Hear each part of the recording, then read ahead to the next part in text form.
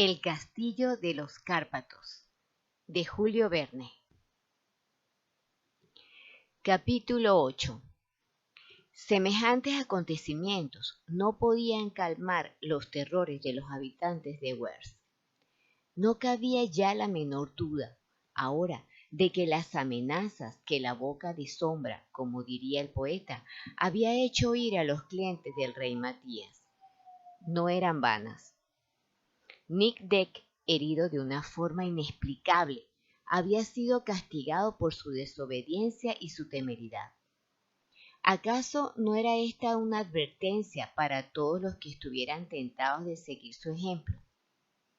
De esta deplorable tentativa había que deducir la prohibición formal de tratar de introducirse en el castillo de los Cárpatos. Quien lo intentara arriesgaría su vida. Con toda seguridad, si el guardabosques hubiera conseguido franquear la muralla, no habría vuelto a aparecer por el pueblo. El espanto fue más intenso que nunca en Wers, e incluso en Vulcán, y también en todo el valle de los Docilis. Se hablaba incluso de abandonar la región. Ya algunas familias gitanas emigraban, deseosas de no permanecer más tiempo en las cercanías del castillo. La opinión pública no podía consentir que sirviera de refugio a seres sobrenaturales y maléficos. Solo cabía marcharse hacia otra zona del condado, a menos que el gobierno húngaro decidiera destruir ese inasequible refugio. Pero, ¿acaso el castillo de los Cárpatos podía ser destruido con los medios que los hombres tenían a su disposición? Durante la primera semana de junio, nadie se atrevió a salir del pueblo, ni siquiera para dedicarse a los trabajos agrícolas. La menor palada podría provocar la aparición de un fantasma, hundido en las entrañas del suelo. La reja del arado, al excavar el surco, podría remover bandadas de stafis o de vampiros, y donde se sembrara el grano de trigo podría crecer la semilla del diablo. Eso es lo que ocurrirá, desde luego, decía el pastor Frick con tono convencido. Y por su parte, se guardaba mucho de regresar con sus corderos a los pastos del Scilly. Así, el pueblo estaba aterrorizado. El trabajo de los campos se había abandonado. Se quedaban en casa, con las puertas y ventanas bien cerradas. Maese Gold no sabía qué partido tomar para revolver a sus administrados una confianza de la que él carecía. Decididamente, la única manera sería ir a Corosbar para reclamar la intervención de las autoridades. ¿Y el humo? ¿Seguía apareciendo en la punta de la chimenea de la torre? Sí. Varias veces el anteojo permitió distinguirlo en medio de los vapores que se arrastraban por la superficie de la meseta de Orgal. Y las nubes, caída la noche, tomaban un tono rojizo, parecido a los reflejos de un incendio. Sí, se hubiera dicho que unas volutas inflamadas revoloteaban por encima del castillo. Y los rugidos que habían aterrado al doctor Patak se propagaban a través de los macizos del Plesa, con gran espanto de los habitantes de Wers. Sí, o al menos, pese a la distancia, los vientos del suroeste traían terribles gruñidos que repetían los ecos del desfiladero. Además, según aquellas gentes atemorizadas, se hubiera dicho que el suelo estaba agitado por trepidaciones subterráneas, como si un viejo cráter se hubiera reanimado de la cadena de los Cárpatos. Pero quizá había mucha exageración en lo que las gentes de Wers creían ver, oír y sentir. Sea como sea, se habían producido hechos positivos, tangibles. Habrá que convenir en ello, y ya no había manera de vivir en una región tan extraordinariamente trastornada. Por supuesto, la posada del rey Matías continuaba desierta. Un lazareto en tiempos de epidemia no hubiera estado más abandonado. Nadie tenía la audacia de cruzar su umbral, y Jonás se preguntaba si, a falta de clientes, se vería obligado a interrumpir su comercio. Pero la llegada de dos viajeros vino a modificar la situación. En la tarde del 2 de junio, hacia las 8, el picaporte de la puerta se movió desde afuera, pero la puerta, atrancada por dentro, no pudo abrirse. Jonás ya se había retirado a su buhardilla, se apresuró a bajar.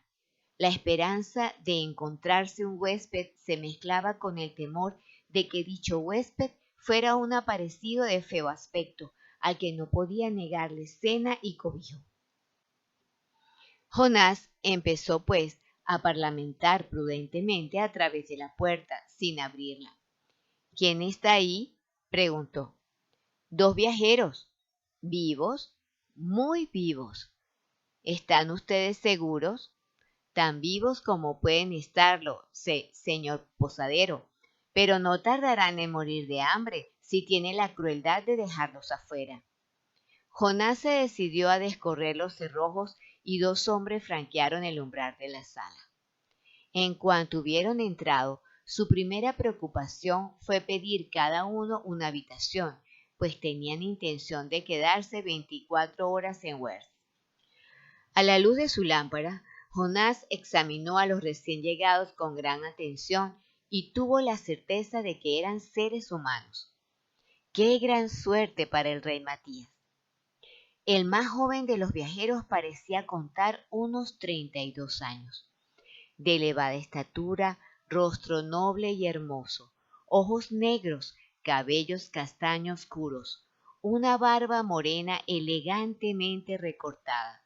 Fisonomía un poco triste, pero altiva. Su aspecto era el de un gentilhombre y un posadero tan observador como Jonás no podía equivocarse al respecto. Además, cuando preguntó con qué nombre debía inscribir a los dos viajeros, el joven respondió: el conde Franz de Telek y su soldado Rosco. ¿De qué país? De Craiova. Craiova es uno de los principales pueblos del estado de Rumanía, que limita con las provincias transilvanas hacia el sur de la cadena de los Cárpatos.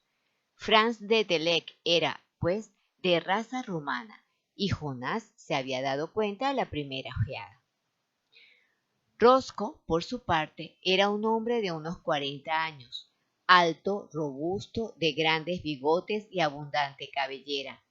Tenía un aspecto muy militar.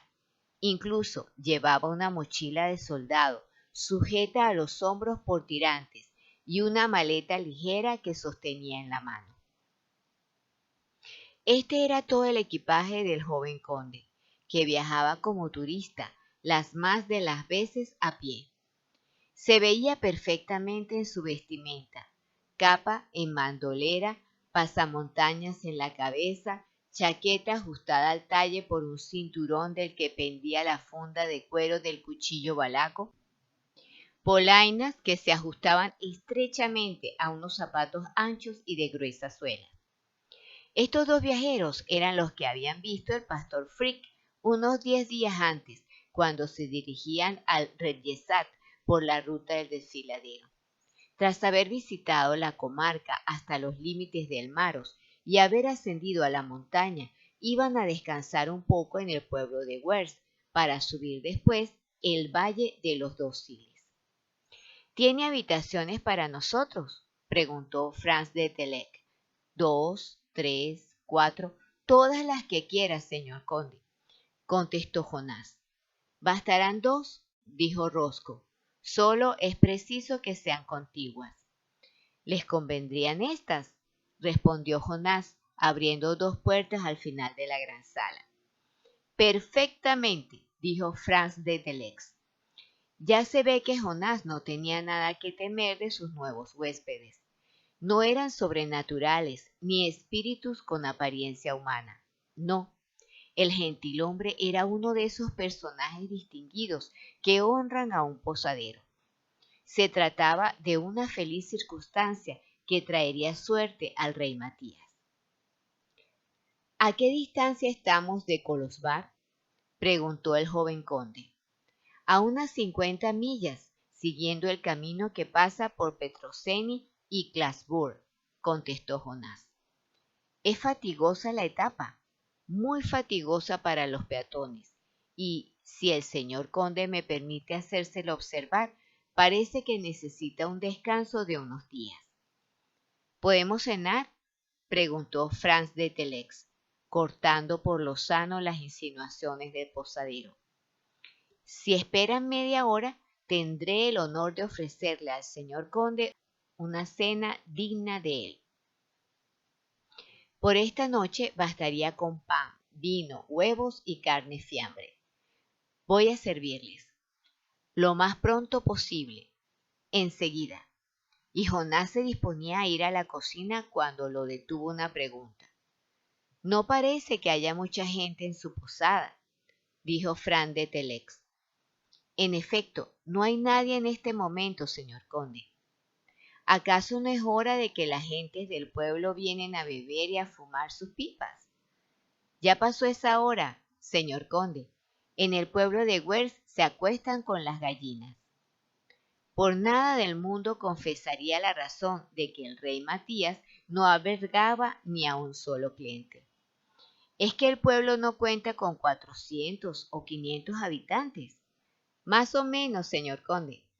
Sin embargo, no hemos encontrado un alma al bajar por la calle principal. Es que hoy estamos a sábado, víspera de domingo. Franz de Telex no insistió. Felizmente para Jonás, que ya no sabía qué contestarle. Por nada del mundo se decidiría a confesar la situación. Siempre sería demasiado pronto para que los viajeros se enterasen, y quién sabe si no se apresurarían a escapar de un pueblo tan sospechoso. Con tal de que la voz no empiece a charlar mientras estén cenando, pensaba Jonás mientras ponía la mesa en medio de la sala. Unos instantes después, la sencilla comida que había encargado el joven conde estaba cuidadosamente servida sobre un mantel blanquísimo. Franz de Telex se sentó y Rosco se colocó frente a él, según su costumbre de viaje. Ambos comieron con buen apetito. Después, acabada la cena, se retiraron cada uno a su cuarto. Como el joven conde y Rosco no habían cambiado 10 palabras durante la cena, Jonás no pudo mezclarse en su conversación, con gran desagrado por su parte. Además, Franz de Telex parecía un hombre poco comunicativo, y el posadero, tras haber observado a Rosco, comprendió que no podría sacarle nada referente a la familia de su amo. Jonás tuvo, pues, que contentarse con dar las buenas noches a sus huéspedes.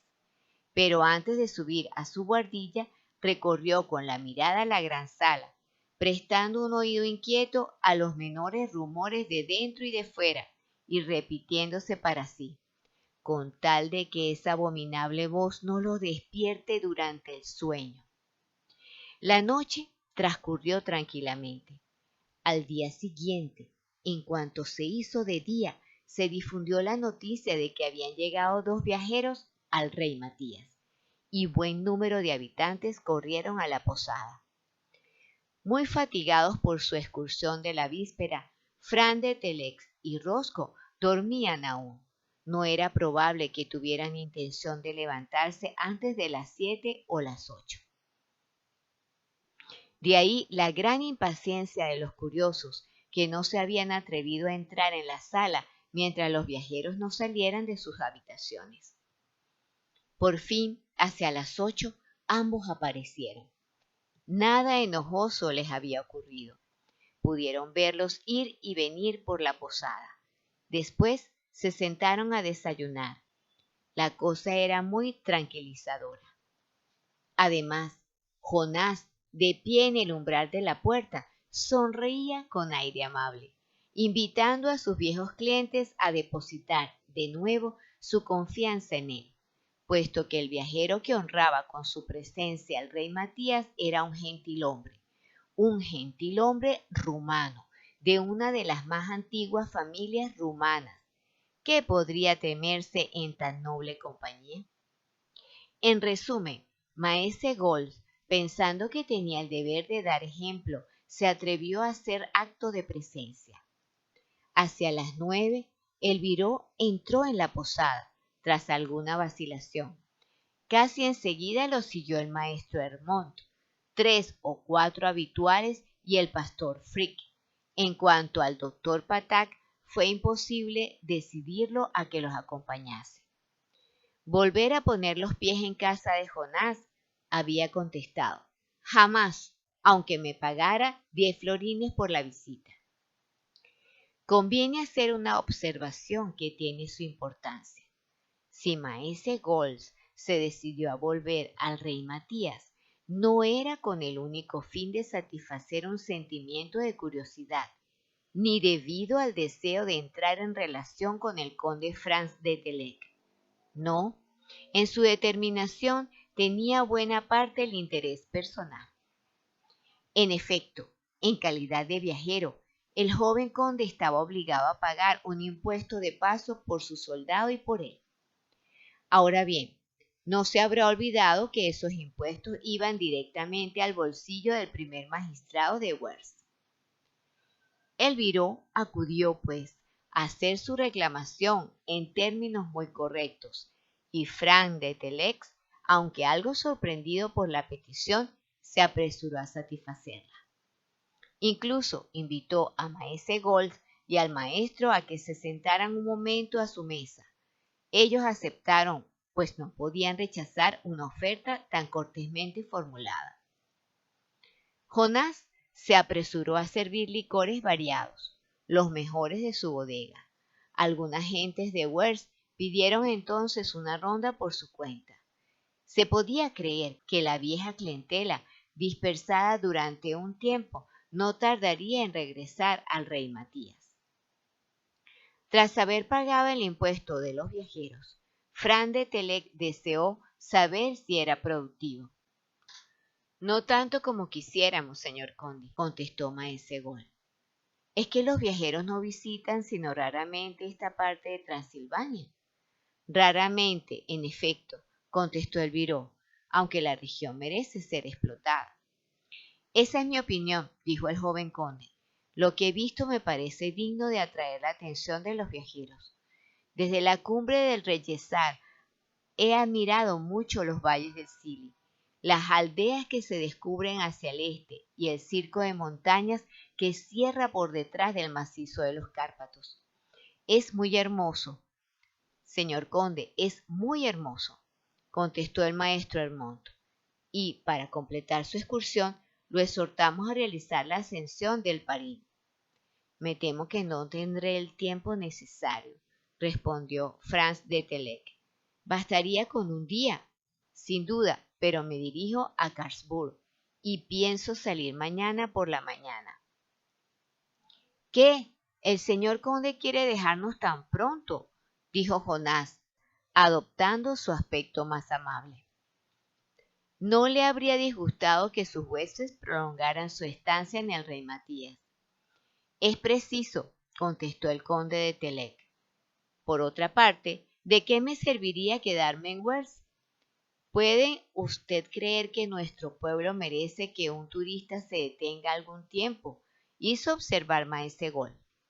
Pues parece muy poco frecuentado, replicó el joven conde, y probablemente es porque sus alrededores no ofrecen nada curioso.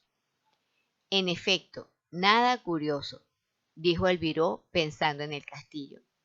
No, nada curioso, repitió el maestro. Oh, dijo el pastor Frick, al que se le escapó involuntariamente esta exclamación. Qué miradas le echaron maese Gold y los demás, y en especial el posadero.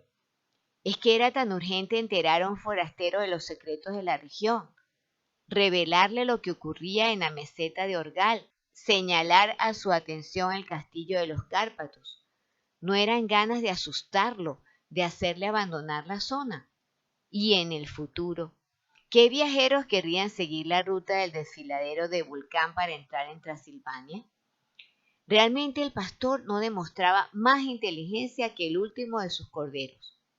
«Cállate, imbécil, cállate», le dijo en voz baja Maese Gol. Sin embargo, la curiosidad del joven conde se había despertado y se dirigió directamente a Frick, preguntándole qué significaban aquellos «oh, oh». «Dije oh, oh, señor conde», replicó Frick, «y no me desdigo. ¿Es que hay en las cercanías de Wells alguna maravilla que visitar?», preguntó el joven conde. «¿Alguna maravilla?», replicó Maese Gol.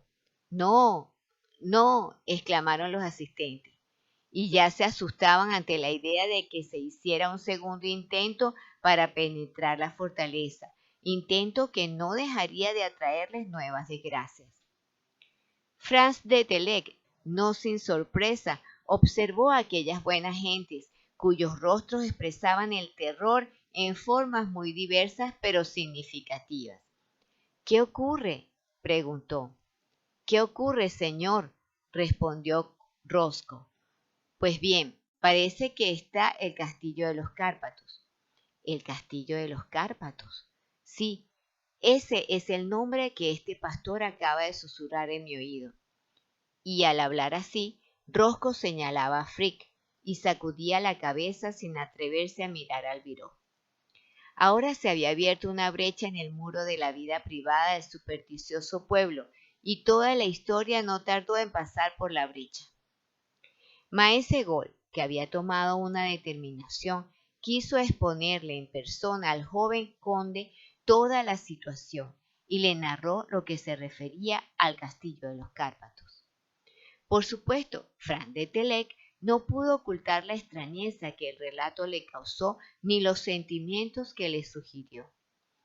Aunque medianamente instruido sobre cosas científicas, igual que los jóvenes de su condición que viven en sus castillos en el fondo de la campiña valaca, era un hombre de buen sentido. Y creía muy poco en las apariciones, y se reía de buena gana de las leyendas. Un castillo visitado por los espíritus excitaba su credulidad. En su opinión, en lo que acababa de contar Maese Gol, no había nada de extraordinario, sino solo algunos hechos más o menos establecidos a los que las gentes de Wells atribuían un origen sobrenatural. El humo de la torre, la campana tocando a rebato, todo eso podía explicarse muy sencillamente. En cuanto a los resplandores y los bramidos salidos del recinto, eran un puro efecto de la alucinación.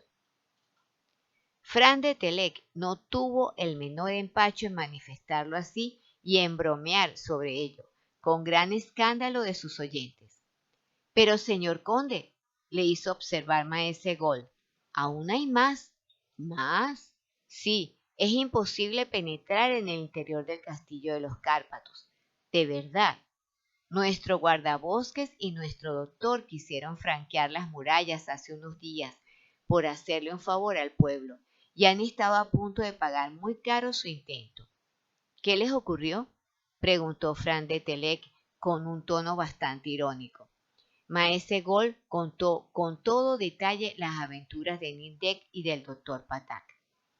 «De modo que», dijo el joven conde, «cuando el doctor quiso salir del foso, sus pies estaban tan pegados al suelo que no pudo dar un paso». «Ni avanzar ni retroceder», añadió el maestro Vermont. «Eso habrá creído su doctor», replicó Franz de Telek. «Lo que le retenía era el miedo pegado a sus talones». «De acuerdo, señor conde», continuó Maese Gol, «pero ¿cómo explicar que Nick Deck haya sufrido una espantosa sacudida cuando puso la mano en el herraje del puente levadizo? Algún mal golpe que le dieron, y tan malo que está en cama desde ese día», dijo el Viró. «No en peligro de muerte, espero», se apresuró a replicar el joven conde. «No, por fortuna». En realidad, había un hecho material, un hecho innegable, y Maese Gol esperaba la explicación que Franz de Telek iba a darle. Este respondió explícitamente: «En todo lo que acabo de oír no hay nada». lo repito, que no sea muy sencillo. Lo que no ofrece dudas para mí es que ahora el castillo de los Cárpatos está ocupado. ¿Por qué? Lo ignoro. En todo caso, no por espíritus. Son gentes que tienen interés de ocultarse allí tras haberse refugiado en él. Malhechores, sin duda. ¿Malhechores? Exclamó Maese Gol. Es probable, y como no quieren que vayan a echarlos de allá, les ha interesado hacer creer que el castillo está habitado por seres sobrenaturales. ¿Cómo, señor conde? Contestó el maestro Hermón. ¿De veras lo cree así? Pienso que esta región es muy supersticiosa, que los huéspedes del castillo lo saben y que han querido evitar de esta forma la visita de inoportunos. Era muy verosímil que las cosas fueran así, pero nadie se extrañará de que en Wells no admitieran semejante explicación. El joven conde comprendió perfectamente que no había convencido en absoluto a un auditorio que no quería dejarse convencer, de forma que se contentó con añadir: puesto que no quieren creer en mis razones, señores, continúen imaginándose lo que les parezca del castillo de los Cárpatos. Creemos lo que hemos visto, señor conde, contestó Maese Gol. Y lo que es, añadió el maestro. Está bien, realmente siento no disponer de 24 horas, pues Rosco y yo habríamos ido a visitar su famoso castillo, y les aseguro que pronto habríamos sabido a qué atenernos. «Visitar el castillo», gritó Maese Gol, sin vacilar, y el propio diablo no nos habría impedido franquear su recinto. Al oír a Fran de Telec expresarse en términos tan positivos e incluso tan burlones, todos fueron asaltados por otro temor. Es que al tratar a los espíritus del castillo con tanta despreocupación, no se atraía otra catástrofe sobre el pueblo. Es que los genios no oían todo lo que se decía en la posada del rey Matías. Es que no iba a resonar allí la voz por segunda vez, y Maese Gol enteró al joven conde de cómo el guardabosques había sido amenazado, por su nombre y apellido, con un terrible castigo si se empeñaba en querer descubrir los secretos del castillo. Fran de Telec se contentó con alzarse de hombros. Después se puso en pie, diciendo que nunca se habría podido oír una voz en aquella sala, como pretendían. Todo esto, afirmó, solo existía en la imaginación de los clientes excesivamente crédulos y demasiado aficionados al snaps del rey Matías. Oído esto, algunos se dirigieron a la puerta, pues no les gustaba permanecer en un lugar donde el joven escéptico se atrevía a sostener semejantes cosas. Franz de Telec los detuvo con un gesto. «Decididamente, señores», dijo, «veo que el pueblo de Wells está dominado por el miedo». «Y no sin razón, señor conde», contestó Maese Gol. «Pues bien, hay un medio muy indicado para acabar con las maquinaciones que, según ustedes, se producen en el castillo de los Cárpatos. Pasado mañana estaré en Classburg y, si ustedes quieren, avisaré a las autoridades de la ciudad. Les enviarán un pelotón de guardias o de agentes de policía, y respondo de que esos valientes podrán penetrar en el castillo, ya sea para expulsar a los farsantes que juegan con la credulidad de ustedes, ya para detener a los malhechores que preparen algún golpe». Nada más aceptable que esta propuesta, pero no fue del agrado de los notables de Wells. De darles crédito, ni los guardias, ni la policía, ni el propio ejército podrían acabar con aquellos seres sobrehumanos que disponían de medios sobrenaturales para defenderse. «Pero, ahora que lo pienso, señores», continuó el joven conde, «aún no me han dicho a quién pertenece o pertenecía el castillo de los Cárpatos».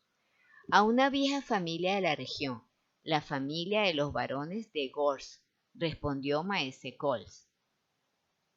«¿La familia de Gorz?», exclamó Fran de Telec. «La misma. De esa familia era el barón Rodolfo». «Sí, señor conde, ¿Y saben qué ha sido de él? No, hace muchos años que el barón de Gors no ha vuelto por el castillo. Fran de Telec había palidecido y maquinalmente repetía ese nombre con voz alterada. Rodolfo de Gors.